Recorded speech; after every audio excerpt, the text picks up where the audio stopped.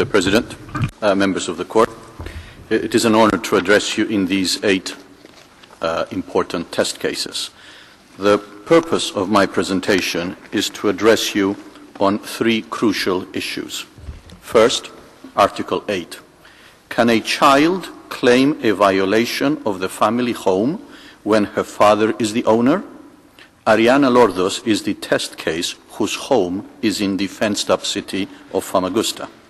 Second, we submit that the time is ripe for the Court to consider and find a violation of Article 14 in conjunction with Article 1 of Protocol Number 1 and Article 8. Third, as these are the designated test cases for the pilot judgment procedure, we ask the Court to declare them admissible and to find that Turkey has failed to address the systemic problem and to introduce an effective remedy in violation of Article 13. Article 8. There has been an absolute and continuous refusal by Turkey to allow these applicants to return to their homes in the area under Turkish control.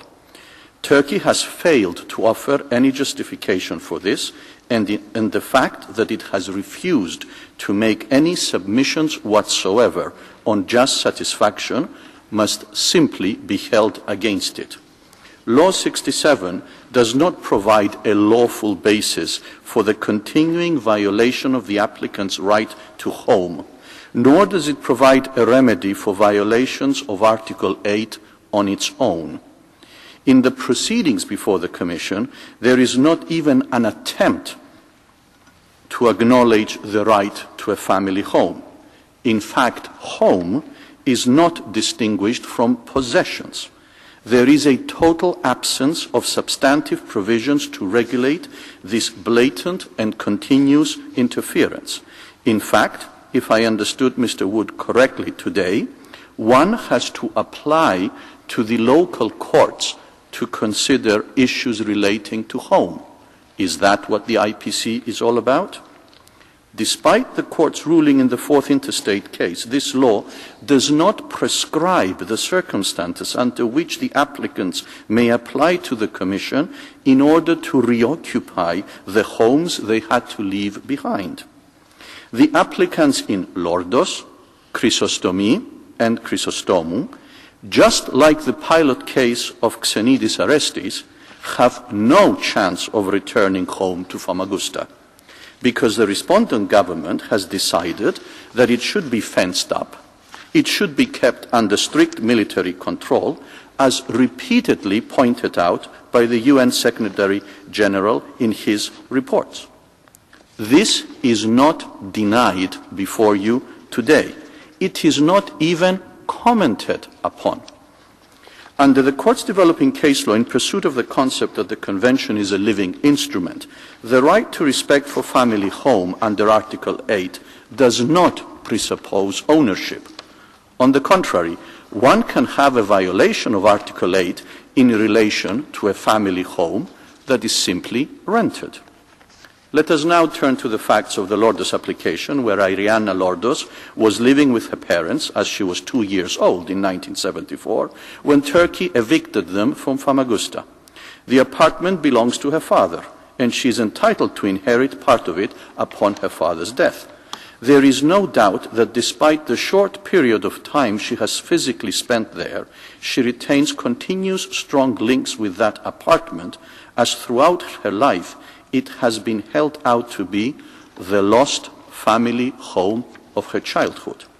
The notion of home includes permanent and temporary places of residence. It even includes offices. It may encompass a neighboring building to that in which a person actually lives, if the inhabitants live as a family. It does not imply ownership of the property in question. 3 examples. Prokovovic versus Russia. The applicant complained of having been evicted from her flat following the death of her parent. Article 8 was found to be applicable, as although she had not been formally registered there, it was established on the facts that it had been her actual place of residence. Second, Novolesetsky versus Ukraine. Article 8 was held to be applicable in relation to the applicant's right to occupy a state owned flat. Pibernik versus Croatia. Article 8 was held to be applicable in respect of the applicant's protected tenancy of a flat which was owned by the Ministry of Defense. In Demetriades, this very court found a violation of Article 8 for the applicant's secondary home.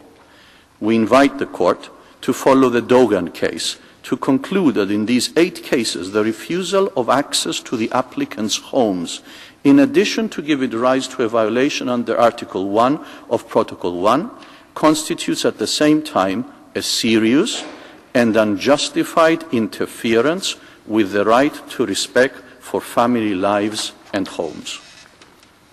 Article 14. The applicants respectfully ask this court to finally address the violation in the light of the established and continuing violations of the rights of Greek Cypriots.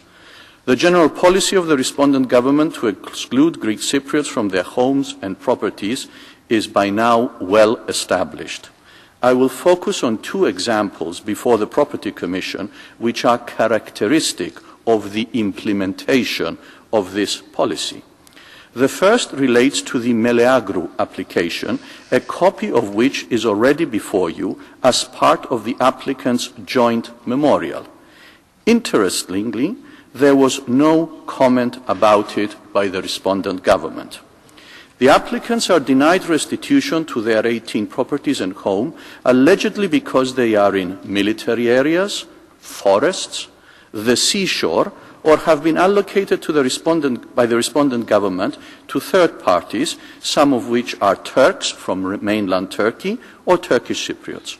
Only yesterday I was informed that the Commission has finally issued its 3 decisions in this case, dated October 14, but made known to the applicants only on November 12. These decisions confirm the refusal to award restitution in all but half a plot without providing legitimate grounds and show beyond any doubt that the purported remedy is simply ineffective. I wish to draw the Court's attention to the fact that their recent letter regarding the 7 friendly settlements reached in October, Turkey did not mention these 3 decisions.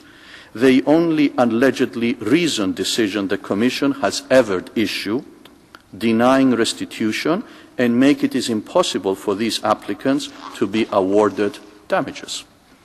Part of the Meleagru home is declared a military zone in an area with extensive tourist development, mainly for persons of non-Cypriot nationality, something that is also the case for the seashore. That is where non-Greek Cypriot tourists spend their holidays.